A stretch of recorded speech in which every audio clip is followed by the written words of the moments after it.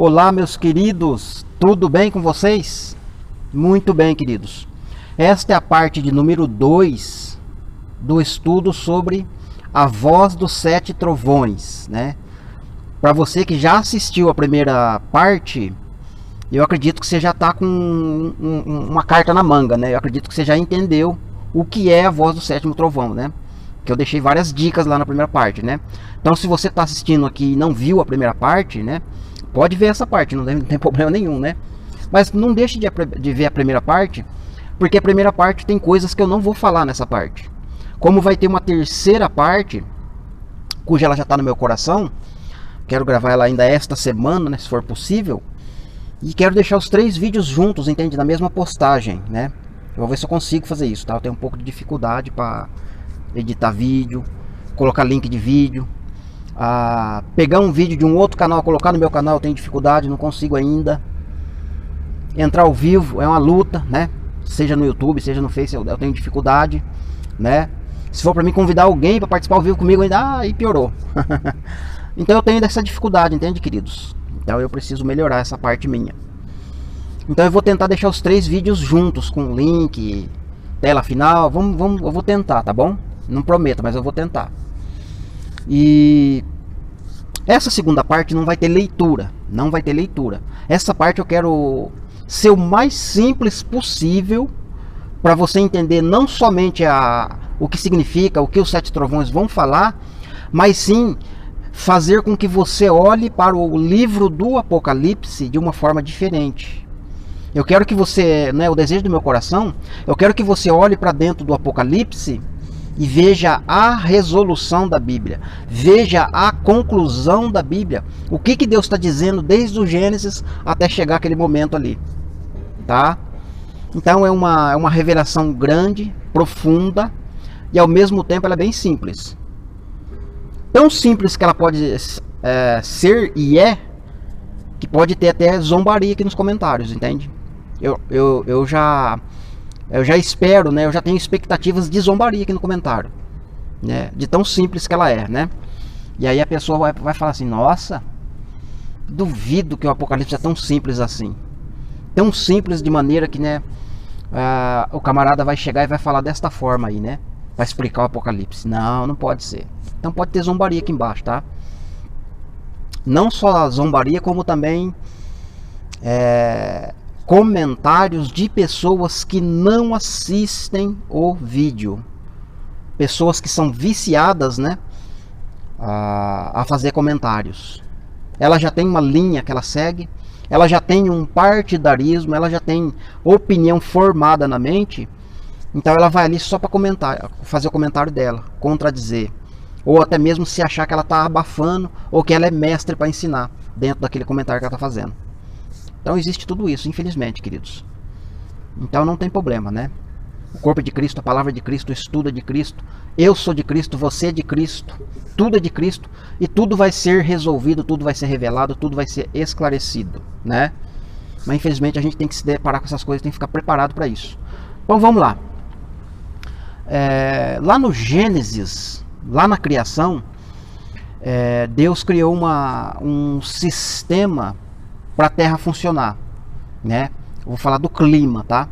Não sou cientista, não sou... eu não sei nem os nomes que existem para falar dessas coisas, tá? Não sei mesmo.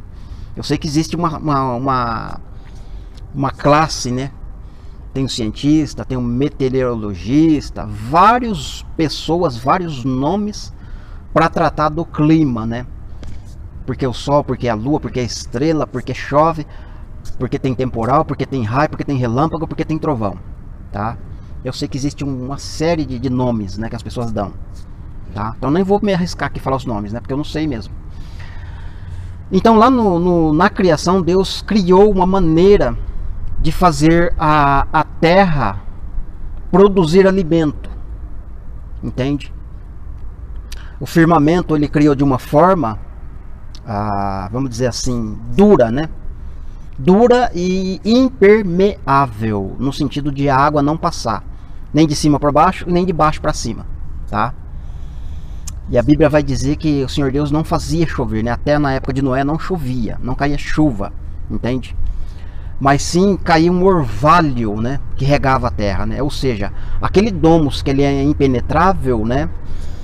Eu acredito ali com a temperatura, o calor do sol, o frio e as coisas do clima que Deus fez já justamente para provocar isso, né? Por não poder penetrar, faz com que o domo sue, né? Como a gente sua quando a gente está com calor, né? E as gotas vão caindo. Então o domo sua, né? Aquilo escorre, né? Até como vapor, vamos dizer assim, e rega a terra para trazer alimento, chuva, né? Então de Gênesis a Noé são 2000 anos de histórias mais ou menos. Existe uma maneira de Deus estar falando de chuva, né? Plantação e alimentação para o homem, tá? Como a natureza funcionava e como o homem se alimentava através disso. Aí Deus quer profetizar algo que relacione com a volta do filho. E aí Deus pega e destrói aquele domo, rompe aquele domo, entende? De maneira que aquela água que estava em cima, ela desce. Um aguaceiro. Inunda toda a terra. Um dilúvio. Literal, né? Acontece. Entende? E aí a terra todinha fica cheia, né? Então aquelas águas caindo, Deus quer profetizar que o filho vai descer como uma chuva e como um dilúvio. E quando ele descer como um dilúvio, ele, o seu reino, a sua palavra, o seu evangelho vai cobrir toda a terra como a água cobre o mar. Mas isso é o conhecimento, é o evangelho, é a palavra que vai se tornar desta forma como um dilúvio. Então Deus profetizou isso lá no contexto de Noé. E o domus agora, que antes era impenetrável, agora ele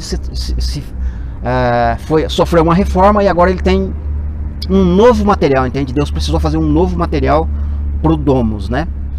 E eu tenho vídeos já gravados sobre isso, né? Qual material que é, como que é. Só que eu ainda não postei aqui no canal os vídeos, tá? Em breve eu vou estar postando aí os vídeos aqui no canal, tá bom? Sobre essa questão do domus, né? Só que assim, são colocações minhas extraídas da palavra, tá, querido? Não estou observando nada do que relaciona aqui da terra, que é a ciência, né? Estou observando a natureza e palavra, entende? Só isso. A minha base é só isso, tá, querido? E para mim é suficiente. Então, Deus profetizou o dilúvio, ok? Ou a volta do Cristo, como um dilúvio, como um aguaceiro, beleza? Aí Cristo vem, né? Mais 2000 anos depois de Noé, Cristo vem, quarto milênio. Deus vem em figura do Filho e cai a primeira chuva, vamos dizer assim, né? Só que ele vem com uma chuva espiritual, começa a cair, né?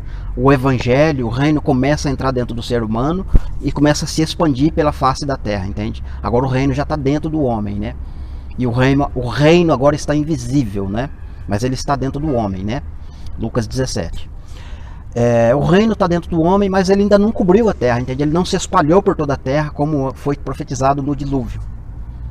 E aí Deus então precisa fazer esse trabalho por mais 2000 anos dentro do homem, né? O reino dentro do homem e essa chuva caindo, entende? É a palavra, é a unção, né? O Espírito Santo descendo no homem, trazendo revelação, entendimento espiritual para que o reino cresça, para que o reino se expande e ao mesmo tempo o reino precisa ser manifesto, né? O reino vai se tornar literal. Aí você consegue colocar o que? Nessa primeira vinda. E também, consequentemente, depois de Noé, a gente já começa a ver chuva caindo da terra também, entende? Chuva literal. Aguaceiro caindo na terra, de tempos em tempos, né? Rega a terra e traz alimento para o ser humano. O ser humano poder se alimentar, né? Muito bem. Quando a gente chega ali no Apocalipse, né? Aí as coisas mudam de figura. Deus começa a trabalhar com símbolos, com imagens e com nome. E aí ele começa a usar a sua natureza e aplicando a natureza no Filho. E envolve a igreja dentro dessa natureza, né? Dentro dessa criação, dentro de tudo isso que eu estou falando em poucas palavras resumidas, né? Que existe vários estudos para poder entender, né? Para quem está estudando e meditando, está entendendo o que eu estou falando. Aí você chega ali no momento, por exemplo, do Apocalipse 10, onde vai aparecer um anjo forte, em cima da cabeça um arco-íris, o rosto é como o sol, né? Tá falando da natureza, né? literalmente, de Gênesis Apocalipse. As pernas é coluna de fogo, e ele está envolto em nuvem, em uma nuvem, né? Ok. Então o que a gente precisa relacionar? A gente precisa relacionar a nuvem, a gente precisa relacionar o trovão, a gente precisa relacionar o relâmpago, e a gente precisa relacionar o vento, certo? Então vamos simplificar o assunto agora, tá? Eu fiz uma introdução só para você entender. Chamei a sua atenção para você olhar para o clima, para a natureza, mas agora eu vou melhorar mais ainda essa introdução. Eu vou simplificar de maneira mais ampla ainda possível. Então vamos lá. Desde criança eu sempre gostei de observar a formação da chuva, como que ela funciona, né? Eu acho que Deus já fez isso justamente para quando chegasse esse momento eu entendesse, né? Em cada lugar que eu morei em vários lugares, assim como você deve ter morado em várias regiões, seja aqui do Brasil ou até para fora, né? Então eu tenho o costume de observar de onde é que a chuva vem. Por exemplo, eu tô aqui em Mogi Guaçu, né? Zona sul de São Paulo, tô no sul de São Paulo. Quando eu tô aqui em Mogi Guaçu, eu olho em direção ao norte, né? Porque a chuva forma para mim do norte. Eu sei que quando aponta em certa região, fala, aquela nuvem lá, tá vendo? Aquela chuva vai vir aqui, vai cair aqui. Não, ela vai rodear, o vento vai levar para outro lado, vai cair aqui. E é batata, a chuva vem, né? Quando eu tô em outra região, aí demora um pouquinho para mim me acostumar, para mim saber de onde é que a chuva vai vir. Às vezes a gente tá trabalhando na minha profissão, eu tava com os parceiros e fala, ó, tem uma nuvem ali, aquela chuva vai vir, aquela ali não vem. Mas quando ela estiver naquela direção lá, ela vai vir. Ah, será, irmão? Ué. E era batata, né? Então eu sempre tive essa facilidade de entender, né? De olhar para essas coisas. Mas o que faz a formação da nuvem? Por que para ter nuvem no céu? Para poder armar um temporal. Para a gente entender que vai chover, o que acontece primeiro na Terra? Primeiro a Terra esquenta e vem um calor, certo? Um calor insuportável. De maneira que você vai falar, poxa vida, podia dar um ventinho agora para refrescar, né? Porque esse calor tá demais. Eu preciso encontrar uma sombra, um lugar para me refrescar. Não dá para ficar trabalhando no sol o tempo inteiro, tá difícil. E as pessoas começam assim, ou pensar ou exclamar desta forma, até que vem esse ventinho mesmo, né? Deus manda aquele ventinho, aquela brisa, dá aquela refrescada, né? Mas aquele ventinho é indícios de que vai vir um vento mais forte. Não vai demorar, vai vir um vento, e é certeiro, né? Aí vem aquele vento mais forte. Começa aquele ventaval, levanta poeira, voa boné, voa chapéu, despenteia o cabelo da mulherada, né? Roupa do varal vai voando para tudo quanto é lado, tomba lata de lixo, enfim, vem aquele vento, poeira, tudo junto, né? Consequentemente, a intensidade do vento ela começa a aumentar. Daqui a pouco o ventaval começa, em alguns lugares, dar até tornado, né? Aquele furacão mesmo, né? E arrebentar com tudo. Em alguns casos, vem o ventaval. Passou o ventaval, vem aquela nuvem, né? Porque é o vento que traz a nuvem, entende? O vento traz aquela nuvem, forma aquela temporal em cima da sua cabeça. Você olha, tá tudo escuro, você fala, ó, tá parecendo noite, meu. Que coisa fantástica, que coisa linda. É até gostoso ver, né, cara? Como fica escuro o tempo. E você fala, puxa vida, vai cair um temporal. E você tá observando aquela escuridão, de repente, algo corta aquela nuvem, né? Um relâmpago. Corta aquilo, brilha, clareia para tudo quanto é lado. Se for à noite, principalmente, né? Dá aquele clarão assim, você fala, puxa vida, que coisa linda, que coisa maravilhosa. E ao mesmo tempo você fica com medo, né? Você fica com medo, porque é um relâmpago, né? Automaticamente, passou o relâmpago, você fala, pode esperar daqui a pouquinho, daqui a alguns segundos, que vai ter um estralo, vai ter um estrondo. Não é? Terminou o relâmpago, passa um tempinho e vem o estrondo, que é o trovão. Poxa, caiu, dá aquela trovoada que você fala, opa, vai chover. Já tá anunciando, faz tempo que vai chover, né? Mas vem aquele trovão de estrondo que você fala, tá caindo no céu, né? Bateu alguma coisa lá em cima que fez um barulho enorme. O que causou esse barulho, né? Estrondo, trovão, né? Após o trovão vem o que? Vem a chuva, vem o aguaceiro, né?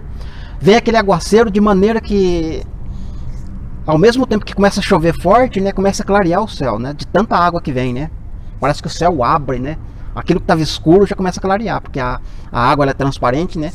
Se for de dia, você fala, ó, o sol está mais ou menos naquela região ali, porque ali está mais claro, né? Você consegue identificar. Isso chuva literal, entende, querido? Que a gente estamos no dia a dia, para quem observa essas coisas, sabe do que eu estou falando com precisão, né? Mas Deus está falando exatamente isso, querido, no Apocalipse. Vamos entrar para o Apocalipse agora usando essa mesma situação aqui da natureza. O início do Apocalipse vai falar do que? No termo aqui de destruição, né? O que vem primeiro? Vem o ventaval, não é?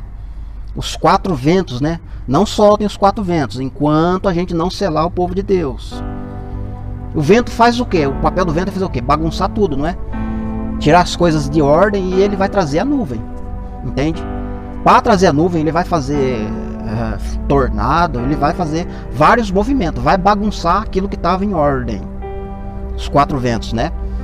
Os 4 ventos, muito bem. Soltou os 4 ventos, então começa a vir a nuvem, certo? Apocalipse 1 diz que Jesus, olha, ele está vindo com as nuvens, ele vem nas nuvens. Quem é que está vindo nas nuvens? O Cristo, o Filho do Homem. Mas qual nuvem? Essa nuvem que a gente vê que forma temporal de chuva, né?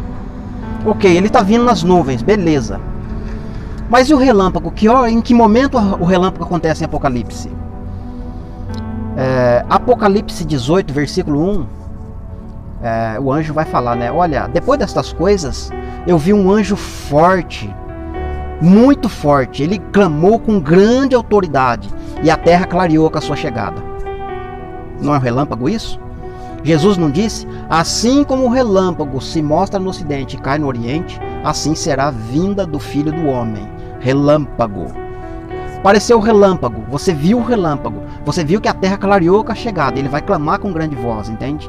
O que ele vai falar nessa clamada de grande voz, com a autoridade que ele vai clamar? Ele aparece nas nuvens, ressuscita os mortos, glorifica a igreja, transforma quem está vivo. Todo mundo vai encontrar com ele nas nuvens, entende? E é justamente naquelas nuvens que ele trouxe, que veio, que está tenebrosa, que está aquele negócio terrível de olhar para cima.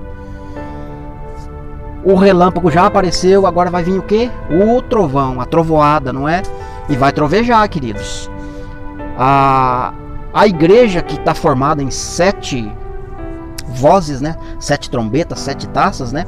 As 7 taças são as 7 vozes do trovão. Que quem vai trovoar é Cristo e a igreja. Vão trovoar junto.